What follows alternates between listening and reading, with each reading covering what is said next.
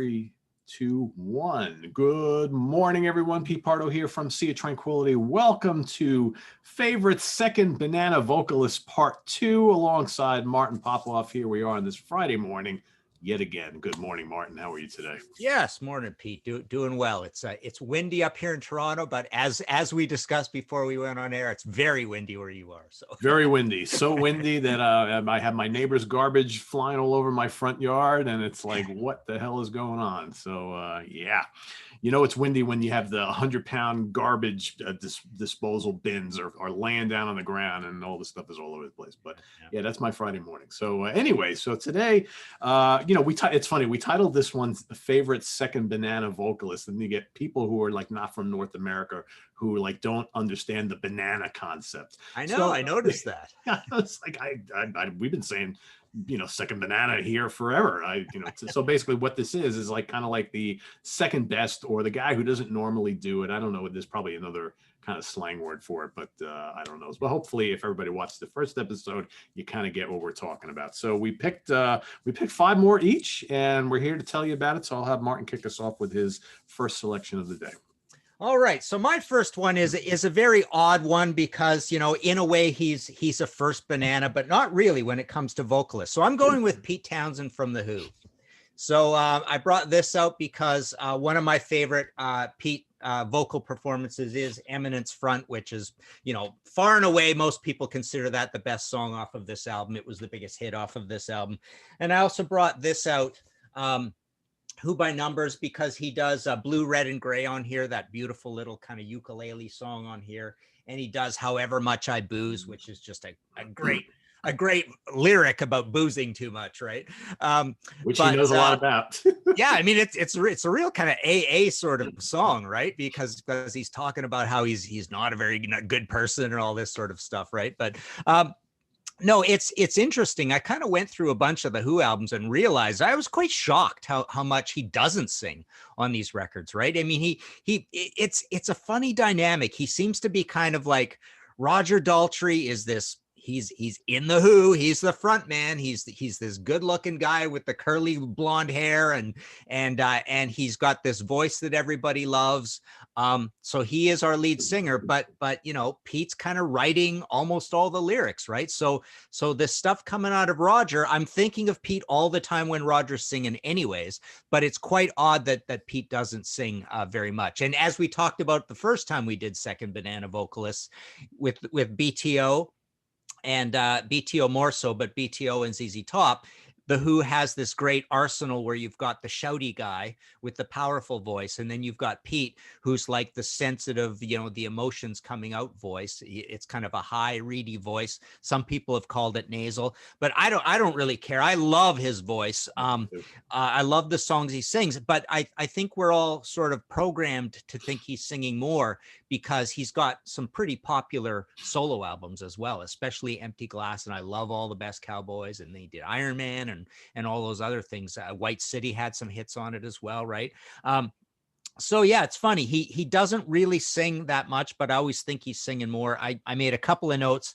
He sings I'm One on Quadrophenia. There's a lot of co-vocals on there. But Who Are You? No full songs he sings on there. There's a little co-stuff going on. Face Dances, How Can You Do It Alone? But yeah, he's not there that much. And again, I'm just always sort of it always kind of bothers me when a lead vocalist is not the guy writing the lyrics. It just feels really odd in a band. I just feel like it's that whole concept of the ditzy blonde or whatever, right? You know, it just feels like intellectually you should be writing the lyrics here, sort of thing. So this is a second banana vocalist, absolutely true, but he's so much more, obviously, and he's writing most of the music as well. It's like he's the leader of the band, right? Yeah, he is. So yeah, I welcome when he sings. There you go, Pete Townshend. Yeah, and you're absolutely right. It's like I think we all seem to think he sang more lead than he actually did. You know what it is too? I think maybe because, you know, on Who's Next and Tommy, he had a couple vocals, right? Yeah. And more so than on some of the other albums. And we tend to think that he, maybe sings a third of the songs. He really doesn't, right? Although his backing vocals are all over the place, right? And on all these albums. Yeah. And when you go see them live, you obviously can see and hear that. And you can also make the case for Entwistle as well, who sang like one lead on almost every album. And actually a great example of a band where they all took part in the lead and backing vocals at some point or another during their career. I hate Entwistle's voice. I don't like his songs, and I don't like his voice. It's the low point of any Who album for me. Really, I don't mind his songs. His vocals I can kind of take or leave. They're definitely unique. But I mean, I love Heaven and Hell is like such a great song, although he didn't sing that one obviously when they played it live.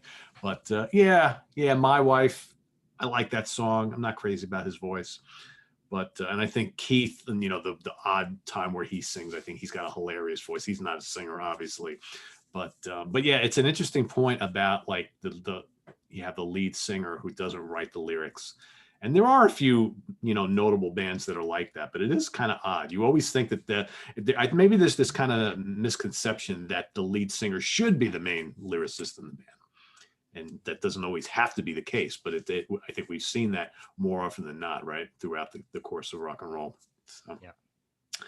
All right. So my first one more point on that. I mean, when you think of Rush, you think they're Geddy and Neil are both kind of intellectual titans and Renaissance men, so it doesn't bother you so much, and they go over it so closely, and that Geddy is kind of the driver and the leader of the band in a lot of ways. So there you're happy for it. It doesn't bother you.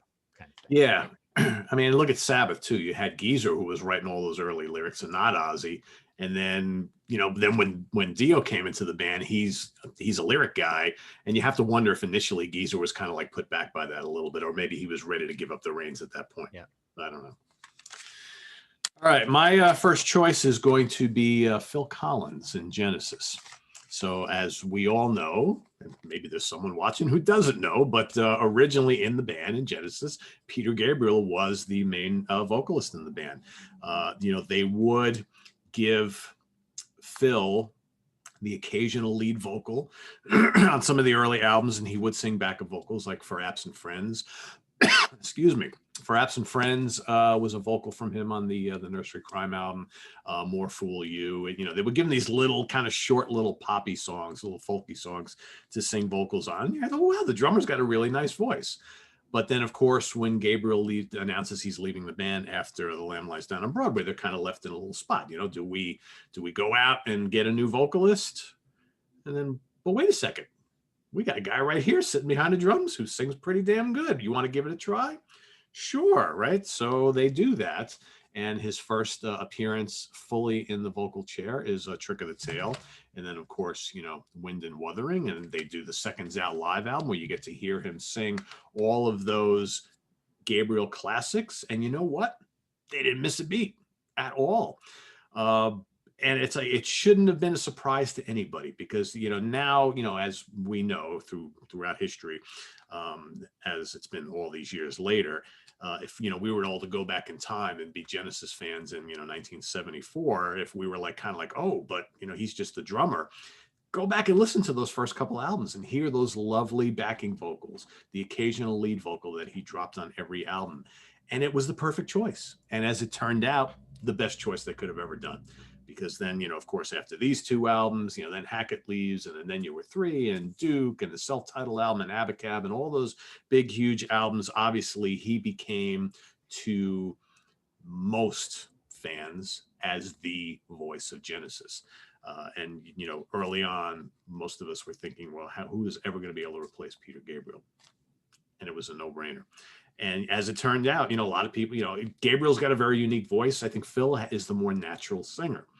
So go figure. Who knew back in the day, right? So, yeah, and it's so bizarre. It's almost like kismet or like a Carl Jung synchronicity thing that those two voices are fairly similar and in a very weird place together as the two, right? Those voices you don't get voices that sound like that too often, and yet here's two that you could kind of put in the same cup, you know. And it's a little bit like the Three Sweet Guys are kind of similar, or at least in the same wheelhouse.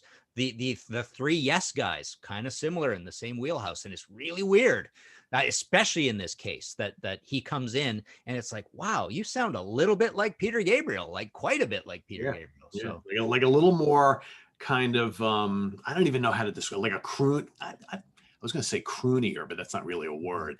I think he has a more classic voice than Gabriel does, whereas Gabriel is a little more theatrical and a little more quirky, but there's certain characteristics of both that are almost identical. That's like why, you know, when Marillion first came out and you started getting into Fish is kind of like the perfect blending of the two of those guys. Yes. And that's why originally when Collins stepped aside, I was like, that's the perfect guy to get Fish in the band. Wow. Yeah. Right? And then they went and got a guy who sounded like neither one of them. So go figure. Yeah. But that's another story for another day. Yeah. All right. Okay. So speaking of Black Sabbath, my next choice is Bill Ward, who sang one of the greatest Sabbath songs that a lot of people don't really talk about much, a Swing in the Chain on this one, last track on the album, just a crushing heavy metal song with a Geronimo riff, somewhat, especially the second one, when it goes into that second, second wind later. There's this new riff that comes in out of nowhere. It's amazing, right? So he's Martin. So Martin, we got to break for a second. So we have to. So if CK is watching this, I want CK to post a comment below explaining exactly what Martin is talking about. Yeah, exactly. And he sings backups on A Hard Road on this, and he did some ghost vocals when it was hard to get Ozzy to do any work on this as well. But he, of course, also sings It's All Right on this, and he writes It's All Right on this as well. Great ballad on here. So good that Guns N' Roses covered it on their live album. So Axl sits down at a piano and does It's All Right on this album. Pretty amazing. And, Ozzy said when he did It's All Right, he says, Bill's got an amazing voice. Bill didn't want to sing because he didn't want to offend Ozzy, but Ozzy encouraged him to do it because he said he had a great voice and he did a great job and all this stuff, right? And as you know, I mean, I'm pretty obsessed with Bill Ward. I think he's a genius, a musical genius. I think he's this hidden Roger Waters of heavy metal that should have made more records. It's terrible we didn't get more out of him, but Ward won along the way. When the Bow Breaks, Accountable Beasts. That's really all we got out of him, right? He's the joke every time I get on the phone with Bill Ward is, how's Beyond Ashton coming? Oh, it's coming along or whatever, right? So there was always this title floating around that never came, sort of thing, right? But Accountable Beasts, fills in for it. And so that's all he did in Sabbath, unfortunately. But I wish he would have done more. When I listen to It's All Right, I almost think of like he's a meld of all four of the Beatles all in one place. And then when he does Swing in the Chain, it's like this really rough and gruff and powerful Roger Daltrey kind of voice. And then when I hear him on the solo albums, he sounds like some sort of a crazy hybrid between David Gilmour and Roger Waters at the same time. So this guy has a lot going for his voice, and he's just the drummer of this band, right? It's so crazy. And when he writes, it's incredible. Like the songwriting is like I say, I mean, it's like this really thoughtful, weird, creatively fearless Roger Waters, sort of dark. Maybe I'm going to be heavy. Maybe I'm not. Maybe there'll be horns. Who knows? And really, really emotional. Like his singing is so good that way. So, for a second banana vocalist, this is a guy that only did 2 lead vocals in Black Sabbath. But to prove how amazing he is, he's got 3 full-length albums full of amazingness where you get to see his entire range. So this is a big shame that he didn't sing more and they didn't write more. Yeah. How about 3 drummers in a row? Should we do that? Sure, why not, right? All right. All right, my next choice is Don Brewer from Grand Funk Railroad. So a guy that, I mean, you listen to the handful of Grand Funk albums, it's all Mark Farner, who I will admit is a great frontman, has a great voice, plays a mean guitar. But, you heard Don singing backup on a lot of those early, heavier classics, what have you. But finally, at some point, they decided And I don't know whether this was a decision of the band or maybe Todd Rundgren, the producer, said, hey, why don't we get him to sing a song for the We're an American Band album and the title track?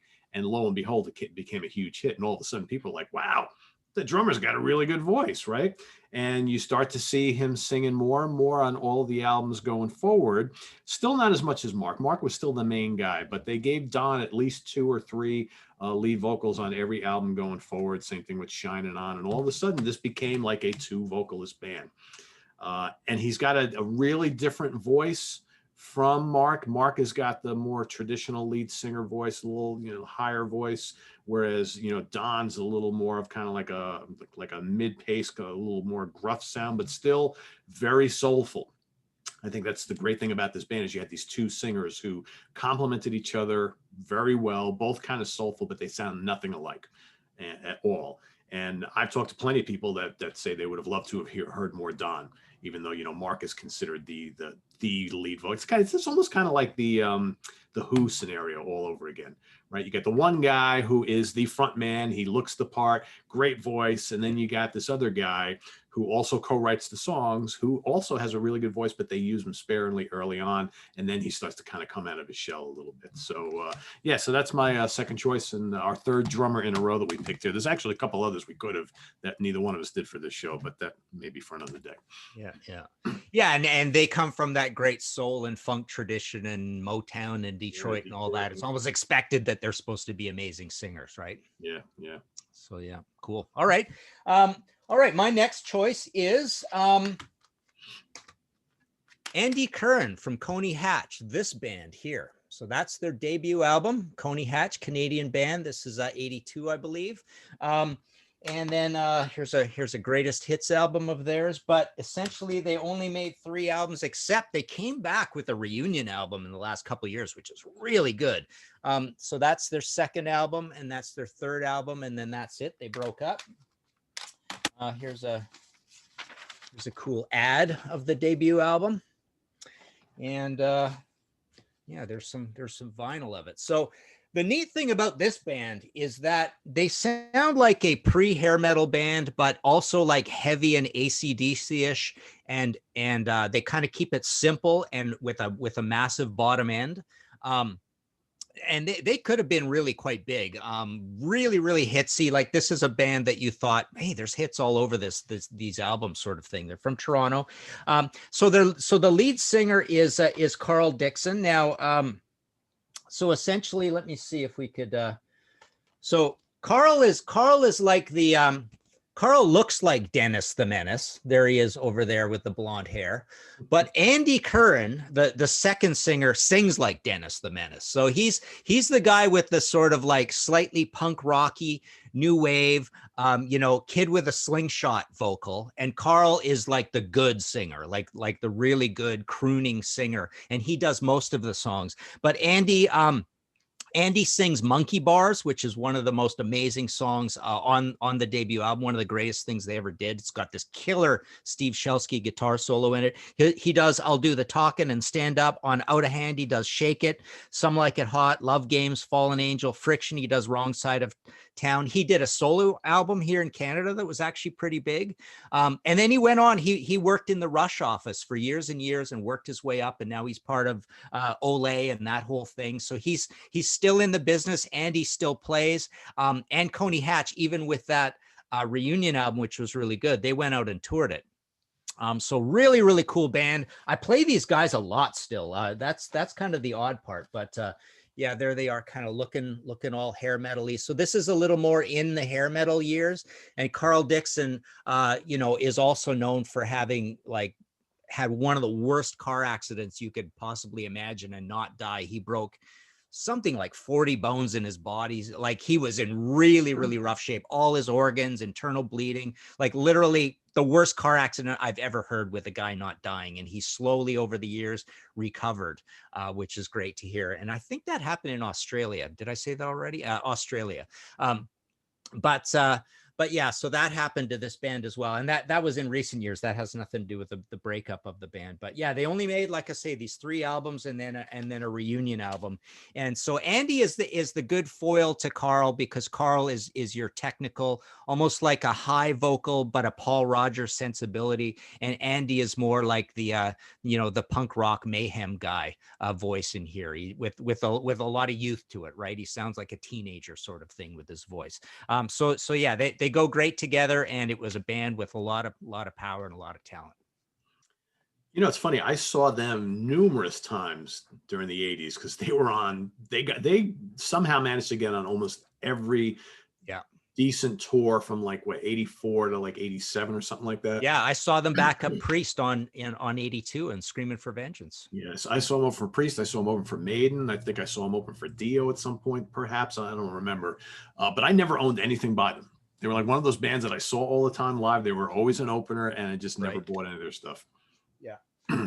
Yeah, try it out, because it's actually, like I say, it's a little bit like, how Dee Snider quite perceptibly says Twisted Sister is a cross between Judas Priest and AC/DC. Coney Hatch is kind of like a cross between AC/DC and something, almost like a cross between AC/DC and hair metal, I suppose, early hair metal. But those albums are happening like 82, boy, what is it? 82, 85. Boy, I can't remember the years, but anyways, so it's kind of pre-hair metal, especially the first one, which is the classic, produced by Kim Mitchell. But yeah, it's worth checking out because it's quite effortlessly enjoyable hard rock. Okay, well, that's right up my alley, so I'll do that. Yeah, I know every time I saw them live, I liked them. I thought they were really good. I just, for whatever reason, I just never investigated them further. All right, so my next choice, not a drummer this time. This time, let's how about a guitar player, right? So Blue Oyster Cult. Early on, Mr. Eric Bloom was considered the lead vocalist, right? The front guy, although, everybody sang in this band. You got Alan sang, the Bouchard brothers sang, and of course, the lead guitarist, Mr. Buck Dharma, did sing as well.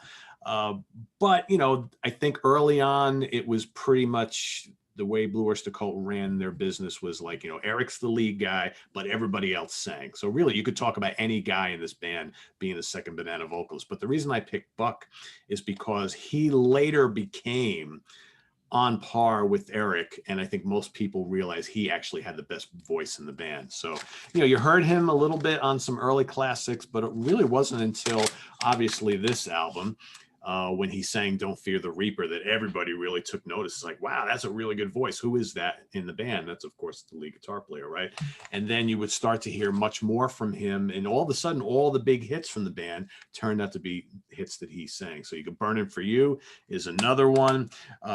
Take Me Away, Shooting Shark from this album. All of a sudden, these more commercial Blue Oyster Cult songs with those gorgeous pop harmonies and just fantastic, memorable melodies are all the melodies that he writes and sings, which was pretty amazing when you think about it, considering that for most of us, Eric Bloom was that gritty guy, the biker guy who sang all the heavier songs.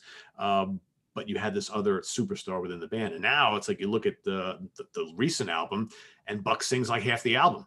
So all of a sudden, and Eric sings very few. So it's almost like the roles have reversed all these years later, But again, another one of those bands that had all these very capable vocalists, and they used them all perfectly. And there were times, like especially early in the catalog, where you'd have to be like, okay, now who is that singing that? Is that Joe? Is that Eric? Is that Alan? Who's singing that? Right. But a great band. You could have picked any of them, but I think Buck is like perfect for this discussion here. Yeah.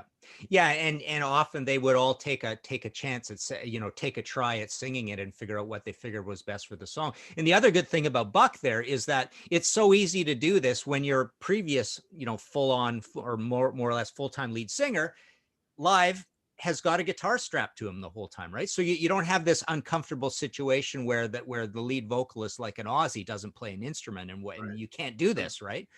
So it was no problem at all to switch it up like that, and I'm sure Eric appreciates having the break on his voice in later years, having all these vocalists around. But yeah, so Eric never has to feel like I'm like a third wheel here, because he's in there on the writing and he's playing guitar the whole time, and no problem. So you go see them live. Here's one guy singing, here's another guy singing. It's no problem.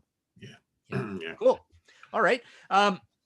So my next choice is so Jerry Cantrell from Alice in Chains. There's the legendary debut album, and a couple of the later ones. And again, one of the cool things with this band is that I would argue that there's at least they're in the same bracket, Lane and Jerry Cantrell, in terms of the singing. And Jerry would actually take a few early lead vocals, like on Wood, A Jar of Flies. He does No Excuses and Don't Follow. Alice in Chains, the self-titled, he does Grind, Heaven Beside You, Over Now. I love Boggy Depot, his solo album. I almost played as much as Dirt. I just thought this thing was amazing. Got to interview him in the hotel room for that one.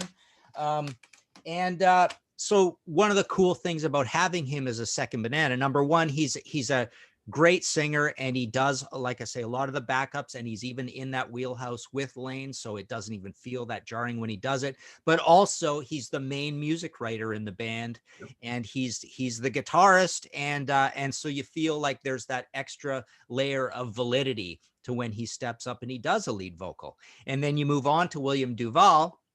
And I, again, think, and I got a little bit of heck for this, saying that there's similarities between all these singers, but I think William Duvall is not that far off of a Lane or a Jerry. So it's fine that he's there as the new lead vocalist, but adding validity to an Alice in Chains reunion without Lane is a couple of things.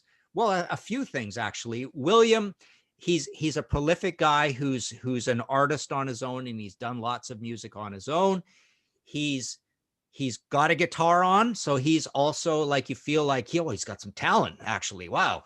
So he's got a guitar on, and the other point to the validity of the reunion is that Jerry does have a history and a track record of singing. So now you've got two co-lead vocalists, even though William is still the main lead vocalist.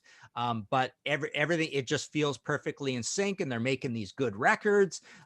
Some say this is one of those situations where you almost say the records are too good, and you have to have that debate about, is it almost too perfect and too Alice in Chains and too expected? And you come away from it thinking, this is exactly what I want, which means it's not exactly what I want. You almost wanted the weirdness of, like, the self-titled album at some point, like creative fearlessness. I guess they don't feel creatively out there on a limb, which is sort of the spirit of grunge, but they're great, solid records. Most people are pretty happy with the situation. But yeah, for all these reasons, I think he's a great second banana vocalist. And he's, leader of the band, guitarist. William's a guitarist as well. It's like a Blue Oyster Cult situation all over again. So yeah, Jerry Cantrell. Yeah, and if you didn't know any better, you would never know that Jerry sang those songs on the old albums, right? Because him and Lane sound so similar. And I don't know, personally, and it's funny because I did an Alice in Chains show last year, and there are a lot of people who seem to feel that when Lane passed away, that this band should have ceased to exist, and that by them continuing on and trying to sound like the Alice in Chains of old, that it's disrespecting him and all this kind of stuff. And I'm like, I don't understand that thought process. I really don't. It's like, if you like this band, if you love this band, why not let them continue on? All they're really doing is paying tribute to the guy who's no longer here, right? I mean, basically that's what they're doing. They're trying to keep the band alive in the spirit of how it sounded when he was still here with us. And I think these modern Alice in Chains albums are terrific. Really but you have to fight for that acceptance by making a lot of quantity and quality of albums. Like the bands that go out and do it with no new music, that then you can almost cry foul and say, this guy has not proven himself. He's not done the work that it takes to be here. And that's why Alice in Chains is a totally valid band, because Williams in that he's writing, He's writing, he's playing guitar. They've made a bunch of new music, and for these other reasons about the integration of the vocals with Jerry and all that, it's perfectly valid. So you do have to hit some marks to make it work, right? And they have. So yeah. All right, my next choice, we kind of mentioned them briefly before, and this is actually one of the guys that Martin and I were first talking about when we first decided to do these shows, Chris Squire from Yes. So, here is a guy, and he differs a little bit from all these other dudes that we're talking about, because Chris never sang lead vocals in the band. It wasn't until he released Fish Out of Water that you really heard on his solo album, him singing up front for the first time, and you realize, wow, that guy can really sing. But then you do the math and you go back and listen to all those Yes albums. You're like, you hear him all the time on those albums. You hear those wonderful backing harmonies all over the place on all those Yes songs. But, John Anderson has a very distinct voice and a very kind of powerful voice that, overshadows a lot. But you take away the backing vocals of Squire on all those old Yes albums, and there's a lot missing. And very similar to Van Halen with Michael Anthony. Right? What makes those albums so great, David Lee Roth is what he is, right? Great frontman, really good singer, especially early on. But what makes those songs and those albums special are those backing vocals, and it's all Michael Anthony. And it's the same thing with Chris Squire. And it's funny because it took like Anderson leaving the band and for them to get a new singer in Trevor Horn, for Squire to inject himself a little bit more in the arrangements and in these songs. You hear it a lot on Drama. You hear him a lot on this album, and he really shines here. And then even when they retool once again and Trevor Rabin comes on board and Anderson comes back, you hear Squire even more on this. I think Squire works so well with Trevor Rabin. Big time. It's the reason why they wanted to put a band together, right? But it's like it's almost like you had to wait a decade and a little bit more after Yes formed for you really to be able to hear Chris Squire really assert himself in a big way. And I think, once like these albums started to come out, and certainly Fish Out of Water as well, we really understood and knew just how great of a singer and how important he was to this band. Not having sung a lead vocal on any of the songs, but it didn't matter because he was so important to the sound. Cool, yeah. And Steve Howe's got a great voice as well. And again, as I said before, they're all kind of in that higher, softer wheelhouse with their voice. And Chris is singing. It sounds like he's smiling all the time. Sounds like he's got a big mouth, right? So, which is kind of cool, right? So yeah, great voice. And as we discussed previously, Fish Out of Water is just an absolute drop dead classic, right? Yeah, cool. All right, so my last one. There's always every once in a while got to be some Clash content on this show, right? So this is a great one with a second banana vocalist, and it actually fits everything we've talked about with the Who and Blue Oyster Cult in terms, and ZZ Top and BTO, with having the one guy that sounds like he's going to mug you in the alley, and then having one guy with the softer adolescent teenager sort of voice in the band. And so we're talking about Mick Jones in the Clash. So Joe Strummer, of course, sadly passed on at 50 years old, unexpectedly, heart attack.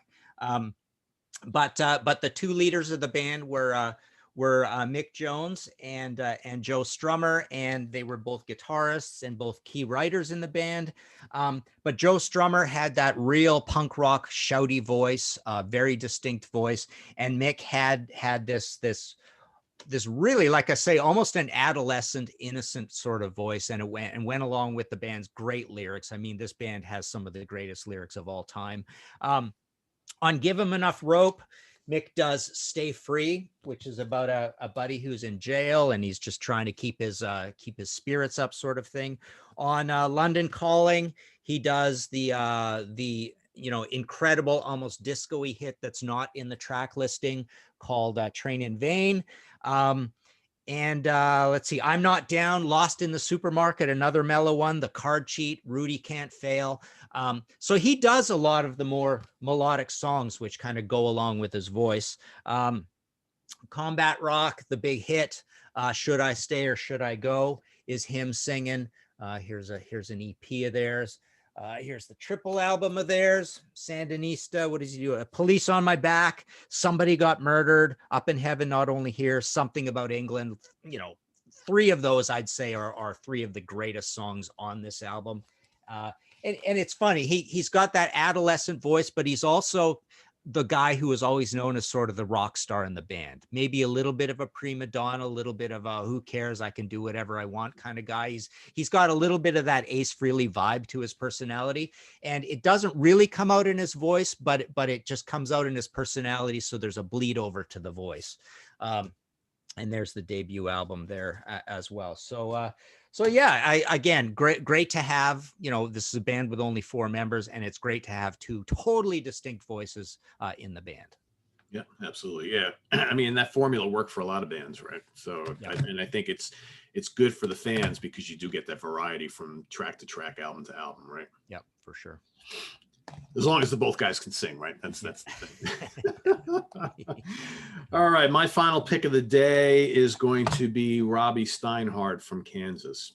So for those of you Kansas fans, obviously know Robbie was the violin player in the early part of the band, actually for a good chunk of their career, and also their second banana vocalist. Steve Walsh was the main guy. And, you know, early on especially, kind of like what BTO did, kind of like what ZZ Top did. You know, you had the one guy who had the angelic, powerful, soaring vocals, and then the other guy who was a little more gritty, sang the heavier stuff. That was also Robbie here. So he sang the kind of the bluesier, heavier rockers, where, you know, Steve Walsh did all the real, you know, melodic, progressive stuff. But, you know, and they sounded nothing alike. Absolutely nothing alike. But, you know, you got like, you know, he would sing, you know, Child of Innocence, you know, from this album, some of the bluesier stuff. You know, he would sing things like, you know, Down the Road off of Songs for America. And again, he had that kind of just bluesy rock voice that really worked well with their heavier stuff. And then, you know, on this album, again, by Left Overture and Point of No Return, all of a sudden Walsh is being talked about as one of the greatest singers, you know, in rock and roll, right? But then you still got this other guy who's still really damn good, and he's singing things like, you know, Lightning's Hand, right? Sparks of the Tempest, these really cool, gritty, more rocking songs. And that is something that was really great about Kansas's music, even still to this day, although not as much anymore. But is you had that kind of yin and yang back and forth. You always knew you were going to get something a little bit different when Robbie sang as compared to Steve. And after, you know, Robbie left the band, you know, they didn't replace him for a couple of years. They didn't have another violin player till David Ragsdale came in. He, of course, is not a vocalist. But what they did do is after Dave Hope left the band, they brought in a bass player named Billy Greer, who has an amazing voice.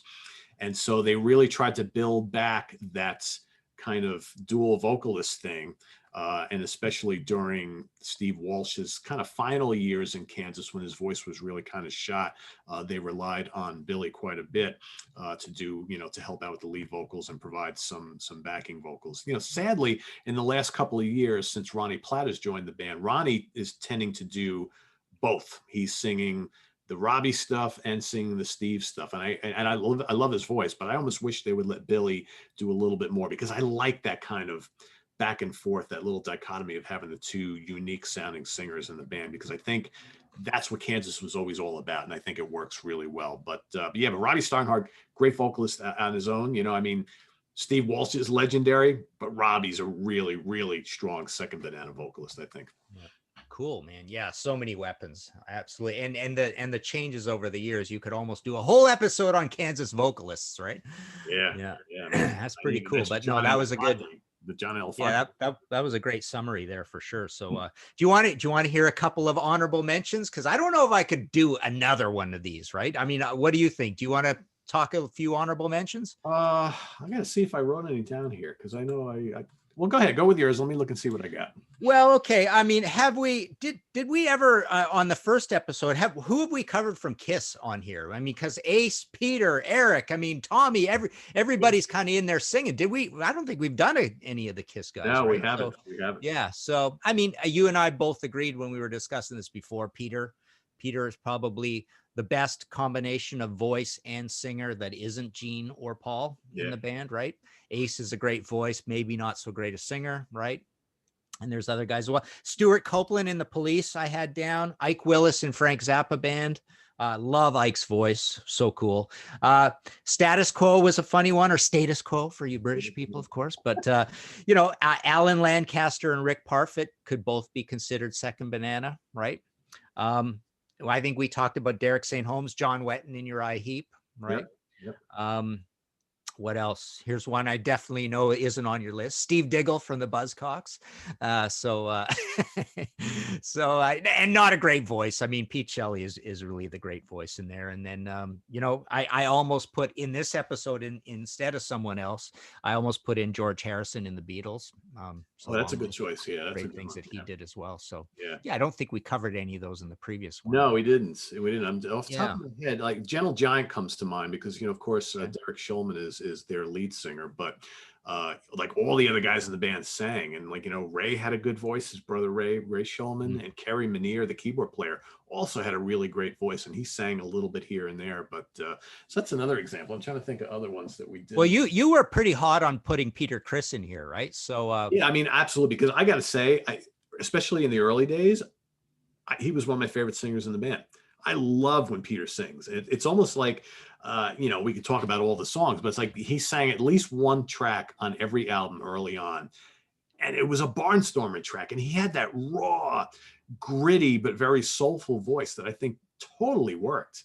It totally worked. But, the funny thing is, and I talked about this yesterday, I did a Dream Setlist show with Hack and Jack Toledano the other day. And we talked about how we loved Peter's vocals on those early Kiss albums, but then he put out that solo album, and I was like, I don't like him singing the mellow songs. It's like, even like Beth. I mean, maybe it's just that I'm sick to death of Beth, but man, I just think Peter is so good singing those hard rock songs. I mean, he's got that gravelly voice that just really lends itself well to it. I don't know. Yeah, for sure. And I think we discussed also putting Steve Howe in here too, right?